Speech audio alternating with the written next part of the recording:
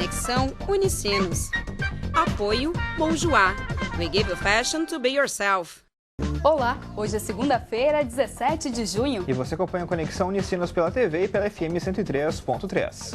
Variações linguísticas. No programa de hoje, vamos falar sobre as diferenças e influências sofridas pela nossa língua. Tem também um bate-papo com Jonatas de Vargas, um dos responsáveis pelo Festival de Música Lollapalooza no Brasil, que palestra hoje para os alunos do curso de Produção Fonográfica da Unicinos. E ainda fique por dentro dos detalhes da previsão do tempo para esse início de semana em todo o estado. Eu sou Rodrigo de Oliveira, da Unicinos FM. E eu sou Priscila Gomes, da TV Unicinos. Conexão Unicinos está começando agora. Fique com a gente.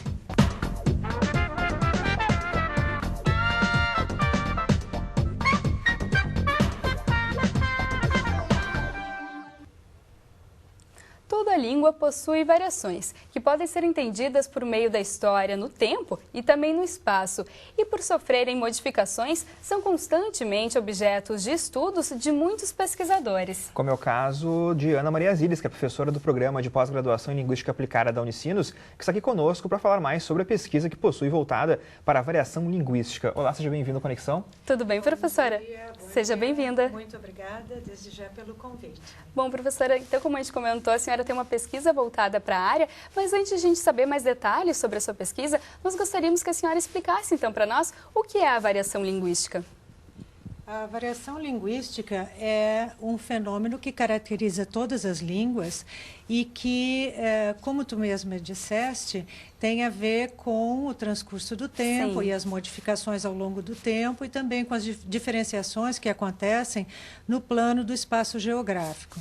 Mas elas também acontecem no plano social, em termos de diferenças entre classes sociais ou entre grupos sociais. Nós lembramos sempre com muita facilidade o modo de falar dos adolescentes, que, de alguma forma, procuram, através da linguagem, marcar a sua identidade distinta da família e distinta dos outros grupos de adolescentes. Então, nesse sentido, no espaço social também há muita variação ou diversidade. Também podemos falar das diferenças entre as profissões, a linguagem do médico, a linguagem do economista, a linguagem técnica do jornalista e de todas as áreas. E por isso, a variação linguística representa riqueza, representa a diversidade das experiências sociais, representa a diversidade das identidades sociais que nós exercemos, os nossos papéis sociais, e ela abarca uma série de fenômenos em todos os aspectos de uma língua. Ela abarca diferenças entre palavras, não é? Nós facilmente também lembramos do exemplo da macaxeira no Nordeste e a abóbora no Rio Grande do Sul, ou coisa assim. A bergamota e a tangerina. Bergamota e tangerina, exatamente. Então, no léxico, né, no campo das palavras, é muito fácil lembrar disso. E se a gente pensar nas profissões, tem o vocabulário técnico específico, a terminologia de cada área, e tem também as palavras populares para significarem os mesmos no caso das profissões, objetos. Né, professora? Às vezes só quem é da mesma profissão se entende numa conversa, né? Chama já de economês, quando é economia, por exemplo. Exatamente. Ou, sei lá, o lance da advocacia também no direito, né? O advoquês também, né? Isso, exatamente. Então, quando esses profissionais falam entre si, eles podem e devem até, por precisão, por rapidez, etc., usar a terminologia adequada da sua área. Mas, ao falar com o grande público, eles precisam fazer modificações, assim como uma linguista, como eu agora, tentando falar para o público em geral, procuro utilizar uma linguagem que eu julgo que possa ser compreendida pela maioria das pessoas. Então, isso é a riqueza da língua, e o uso da língua implica sempre variabilidade, implica sempre diversidade. É por isso que se diz que a língua também é sempre viva também, né? Ela muda muito durante o tempo, né, professora? Muda ao longo do tempo, porque as experiências sociais mudam, porque os contatos com outras línguas mudam. comunicação, não é?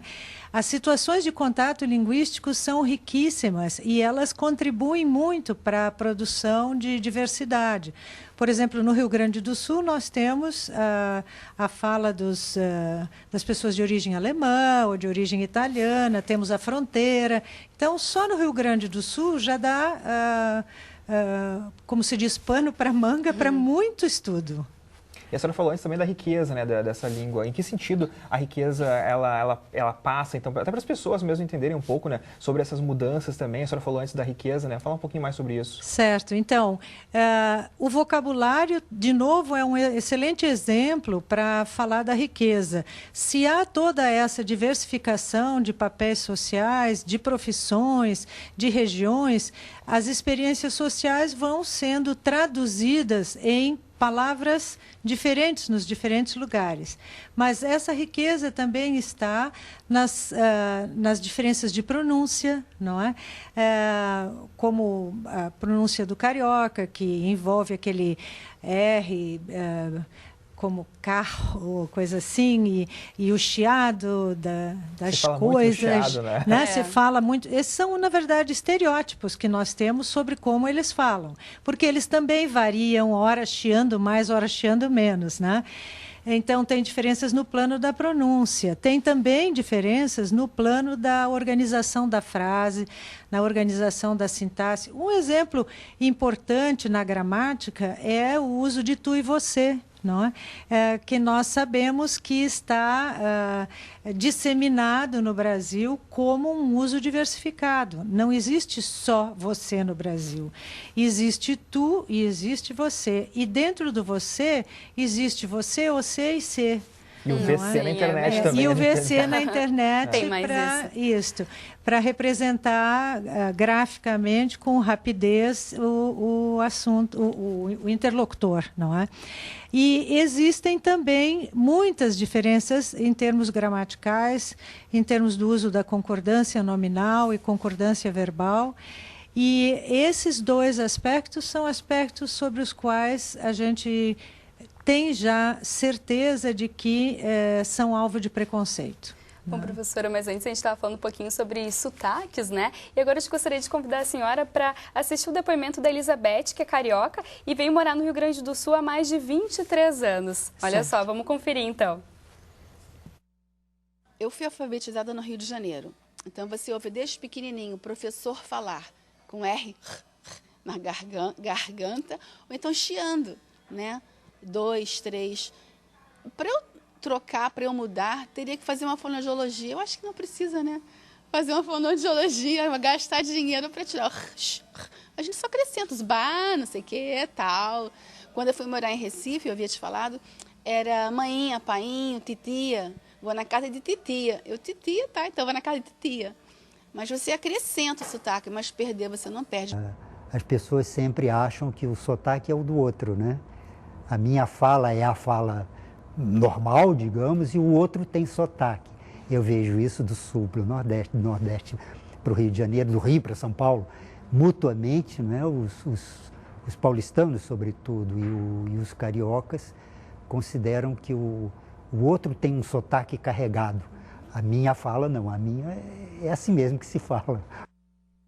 A gente vê então aí a fala do professor José Luiz Braga, né? E é curioso mesmo isso, porque as pessoas realmente acham sempre que o sotaque é o do outro, né? Talvez até por causa, principalmente do carioca e o paulista, por causa da TV também, né? Que leva muito sotaque, né? De São Paulo e Rio para todas as partes do Brasil, né? Às vezes até nós, no Rio Grande do Sul, a gente está em outros lugares e o pessoal fala, nossa, mas como o sotaque de vocês é cantado e a gente não acha isso, né, professora? Exatamente. Essa fala do professor Braga, quem eu agradeço muito por ter participado conosco de uma parte desse estudo que eu estou realizando, é muito importante, na verdade, porque nós temos a tendência de pensar que o nosso modo de falar é o normal, como ele disse, é o modo de falar que deve ser o de todos. E, ao mesmo tempo, nós nos fascinamos em perceber a diferença na fala do outro. Esse processo de distinção entre o eu e o outro é fundamental para a constituição do nosso eu no mundo, ou dos nossos papéis, das nossas identidades no mundo. Mas o que realmente nos chama a diferença não são tanto os aspectos comuns entre todas as pessoas do Brasil, mas são os aspectos que nos distinguem, né? E isso faz parte da construção da identidade. Nós só podemos nos construir e saber quem nós somos se sabemos em que somos diferentes dos outros. Então, aí é riqueza de novo. Sim, professora, e para a gente encerrar, a gente gostaria só que a senhora explicasse rapidamente aí o objetivo da sua pesquisa, né, que nós comentamos que iríamos falar anteriormente. Certo. Então, do ponto de vista do tratamento da variação linguística, eu disse antes que há aspectos que são aceitos tranquilamente e outros que são alvo de preconceito. E por causa disso, e porque na escola é muito comum haver discriminação e o fenômeno do bullying em relação, por exemplo, a um aluno que chega de outro estado ou que chega de outro lugar que não é prestigiado, que vem lá do interior, etc., há muita discriminação na escola, se faz muita chacota, etc. E isso é absolutamente negativo num contexto em que se deve privilegiar a aprendizagem. Então, já desde os parâmetros curriculares nacionais que foram lançados na década de 90, ainda no governo do Fernando Henrique Cardoso, há recomendações explícitas nos documentos oficiais no sentido de se trabalhar na escola com variação linguística, de se respeitar a fala do outro, de não discriminar a pessoa pelo modo como ela fala. E isso tem sido também reforçado no Plano Nacional do Livro Didático. E, como vocês sabem, há sistematicamente livros concorrendo a participarem do programa de distribuição do Ministério da Cultura, da Educação, desculpe. Sim. Então, nesses livros, a gente também encontra as tentativas de dar um tratamento adequado para a variação, e nós temos estudado isso, mas eu vejo uma distância muito grande entre o que os livros didáticos já estão conseguindo fazer em relação a isso e o que os documentos oficiais recomendam.